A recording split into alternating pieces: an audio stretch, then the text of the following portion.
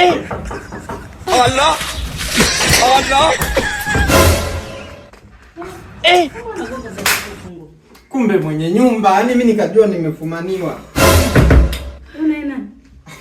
Kidemu changu kimoja. Umesikia mwenye nyumba? Bora hata umekuja, labda utanipa ushauri. Mimi nimetumia hii kiboko ya kibamia, nimetumia na hii heshima ya ndoa. Demu mwenyewe hata hayawezi, yani alikuwa shanichanganya kabisa. Ameshindwa kuhimili? Hawezi. So umesikia mwenye nyumba? Mimi nakushauri tu, hii ni dawa nzuri ya asili. Inaitwa heshima ya ndoa. Unaweza kumpa mmeo, unaweza kumpa yote. Najua mmeo ana tatizo ndio maana sometimes unanisumbuaga.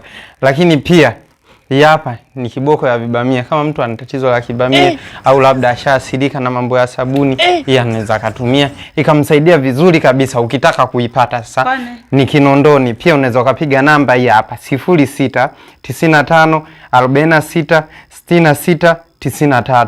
Kwa hiyo hii round unaweza kanta round 3, 4, 5, unaweza kanta round nyingi. Njoo huko nikujaribishie mwaka wewe alikuwa. Sasa majaribu bwana. Mimi nilikuwa nataka kodi yangu. Sema ngoja nimwambie mume wangu naye atumie. Sasa uje. Dada, hii watu nginja kama sisi ndio tunataka. Tumia. Umemshauri atumie, katumia. Unaanza kukimbia kitanda. Nakimbia kwa sababu gani bia? Njoo tuendelee. Mwenye nyumba kaa hapa ushuhudie show. Njoo huko basi. Mwenye nyumba tu achana naye. Njoo tuendelee na zoezi.